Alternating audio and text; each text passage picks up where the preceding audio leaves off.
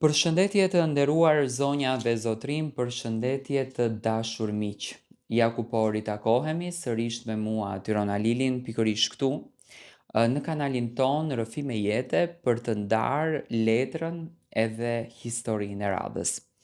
Historia që sonte do të ndaj me ju është një histori tepër e dhimbshme. Është një histori tepër e ndjerë.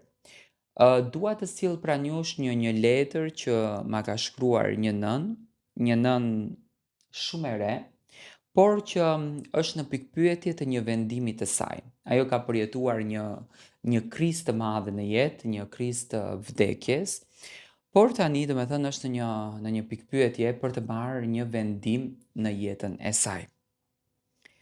Përshëndetje Tiranë.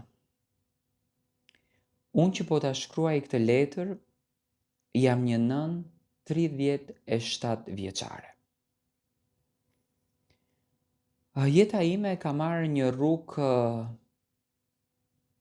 të pa imagjinueshme.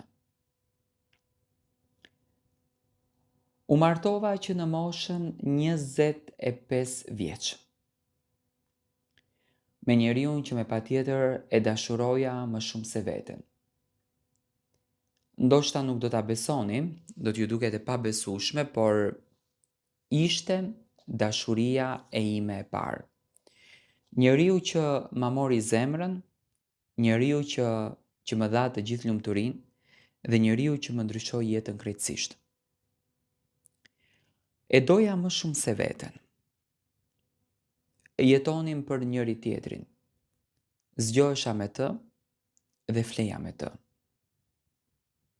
Shkurt e shqip thën kjo, jetoja vetëm për atë njeri. Vetëm ta shoh atë të lumtur, vetëm ta shoh atë të gëzuar, vetëm fytyra e tij të buzëqesh. Kur dashuroke dikënd, vitet ikan si ujë. Vitet iknin si dy gota që mbusheshin edhe derdheshin me njëherë. Kur unë vajta 32 vjeç dhe ai ishte 34 vjeç, sepse kishim 2 vite ndërmjet, një aksident i tmerrshëm na ndryshoi jetën për gjithmonë. Unë sapo u martova, menjëherë një muaj pas martesës, pasi bëm dasmën e madhe, vesha fustanin e bardhë, unë beta shtatzëne. E linda vajzën. Shtatzania më ka shkuar me këmbë të mbarë që e falenderoj Zotin jashtëzakonisht shumë. Kur më ka rënë telefoni, sepse unë isha në shtëpi, po merresha me gocën, buri im më tha që të dalë të pi një kafe me shokët, binte atë natë një shyrë mbyshëm që vetë shpirti më gufonte. Kisha frikën edhe frymë të marë. I thoja vetes, ore si mundet? Si mundet të kem kështu ngushtica shpirtërore? Kur në orën 12 të darkës, më ra telefoni. Albina je ti? I thash po. Ka ndodhur një rast, të lutem mos u panikos, hajde në spital sepse buri jot nuk është mirë. Thjesht kam vrapuar, brita në spital që të futem brënda, më drejtuan drejt morgut. Shkova për ta konfirmuar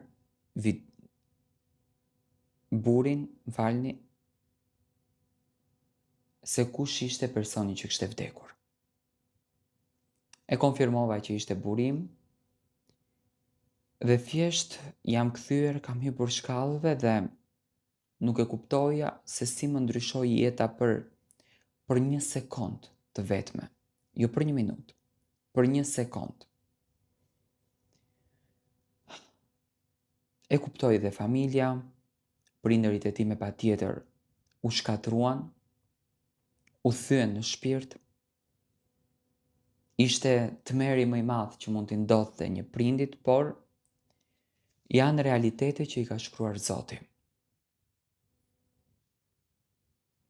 U bë varimi, mbaruan dhe të gjitha ceremonitë dhe unë 2 vite nuk dola prej asaj shtëpie. Vazhdova që të qëndroj aty. Vazhdova të jem pranë prindërve të tim. Pra njerëzve që unë i konsideroja si prindërit e mi. Por, mlefi edhe inati tek ato u rit shumë. Nuk e përballonin dot realitetin dhe nervozën e nxirrnin tek unë. Sikur unë isha bërë sebepi, ai gjatë natës kur ishte vetëm rinte në shtëpi, që desh martesa, ishte i ri, le ta kishte shijuar jetën. Dhe babai im më tha derisa të bëhemi rezili gjithë botës, më mirë dil nga shtëpia sepse nuk e përballojnë dot historinë që ka ndodhur. Dhe kështu ndodhi. Unë vendosa, dola nga shtëpia, ndërsa ato vazhduan me jetën e tyre. U kujdesa vetëm për vajzën, nuk doja t'ju marr asnjë gjë, nuk ju kërkova asnjë lloj detyrimi, edhe pse më takonte në fakt detyrimi, por doja që ai atje të ishte rahat dhe mos të ndjeshte i sikletosur nga ana ime. Por pas kaq shumë vitesh, nëpërmjet rrjeteve sociale, unë njoha një djalë. Edhe kam rënë në dashuri. Atë djalë e dua, më respekton shumë, më nderon shumë. Është njëri që ka ndryshuar pothuajse krejtësisht jetën time. Shkurt e shqip më bën vërtet që të ndjem shumë e lumtur. Dhe normalisht me atë djalë ne bëjmë plane për jetën tonë, bëjmë plane për të ardhmen, bëjmë plane për ditët e bukura. Por prindërit e mi janë kundër fejesës edhe martesës time. Babai më thotë që është turp që ti të hedhësh vajzën tënde dhe të merresh me një mashkull. Atëherë ti nuk je femër. Nëna ime më thotë që bi, zgjidh këtë duash, por më mirë zgjidhe vajzën tënde. Por unë e dua, jam e re. Dua të marr mendimin tuaj se çfarë unë të bëj me jetën time.